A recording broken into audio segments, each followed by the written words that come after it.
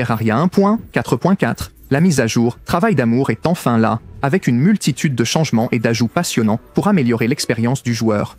Cela inclut la création d'ensembles d'équipements, l'augmentation de la taille des piles d'inventaire et la possibilité d'accrocher des bannières sur des plateformes.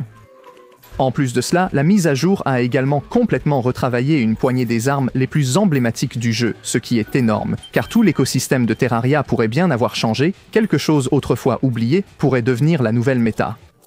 Avec tout cela, examinons les changements les plus importants. L'un des changements d'équilibrage les plus attendus dans cette mise à jour concernait les armes de mêlée à projectiles. Cette mise à jour a entièrement retravaillé 5 armes de mêlée principales. L'Excalibur, le véritable Excalibur, le tranchant du chevalier et la lame de terreur. Pour commencer, l'Excalibur possède désormais une zone d'énergie dommageable autour de la lame, infligeant des dégâts dans une zone d'effet plus large, y compris derrière le joueur.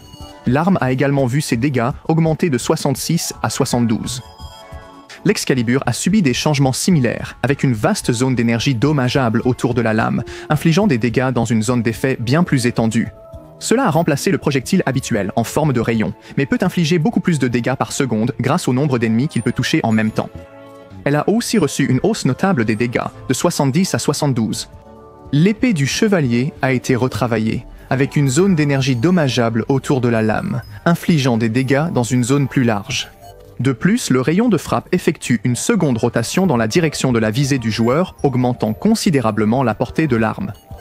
La véritable épée du chevalier a également été complètement remaniée, possédant désormais non seulement une grande zone d'énergie dommageable autour de la lame, mais aussi un nouveau projectile beaucoup plus grand qui parcourt une distance moyenne à longue, frappant plusieurs fois. Cette arme ressemble à une bête et pourrait devenir ma nouvelle favorite. Passons maintenant à la tant attendue Terreur Lame. Voilà une arme intéressante. Ses statistiques ont été pas mal réduites. Elle inflige maintenant 85 points de dégâts au lieu de 115.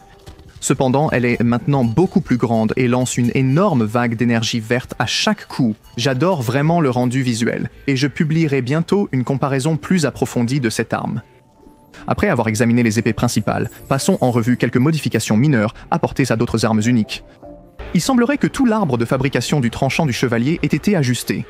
La grande épée de feu, désormais nommée le volcan, génère maintenant une explosion enflammée lorsqu'elle frappe des ennemis. La lame d'herbe a également été complètement retravaillée, lançant désormais une feuille tranchante en spirale depuis la lame à chaque coup. Ce projectile inflige peu de dégâts, mais ignore une grande partie de la défense. La Muramasa et le fléau de la lumière ont été légèrement modifiés, infligeant maintenant une coupe tranchante supplémentaire sur la cible touchée. La lame du cavalier est l'une de mes épées favorites dans le jeu. Elle dispose maintenant d'une zone d'énergie épique autour de la lame, avec un buff incroyable à un certain niveau, mais aussi un air dévastateur à un autre. Elle inflige maintenant 150 points de dégâts au lieu de 75, mais les citrouilles ne se génèrent plus à partir des ennemis invoqués par des statues. Adieu ma ferme d'événements. Notre arme plus oubliée qui a reçu une refonte est la lance sombre, qui génère désormais une onde de choc à l'extrémité de la lance, augmentant ainsi sa portée effective. S'adapte à la vitesse de mêlée et inflige une flamme d'ombre au contact. En s'éloignant des armes de mêlée, nous avons une refonte totale du lance-flamme.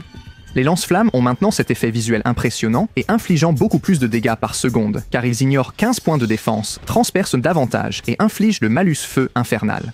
L'Elf Melter a subi des changements similaires, mais avec cette magnifique flamme bleue à la place. J'ai hâte de les essayer correctement et de sortir une analyse plus approfondie de ces lance-flammes. Enfin et surtout, le Flaréon, mon arme préférée dans le jeu, a reçu une amélioration élégante. Ces bulles durent maintenant 33% plus longtemps, et leur portée a été augmentée de 30%. C'est appréciable, car beaucoup étaient rebutés par cette arme à cause de la brièveté des bulles. Voilà les principales refontes d'armes que j'ai trouvées jusqu'à présent. C'est fantastique de voir une telle amélioration pour les armes de mêlée à projectiles. Restez à l'écoute pour d'autres critiques sur ces armes, car il s'agit probablement du plus grand rééquilibrage jamais publié par Relogic dans une mise à jour. Merci d'avoir regardé. Pour plus de contenu Terraria similaire, likez et abonnez-vous. À la prochaine vidéo.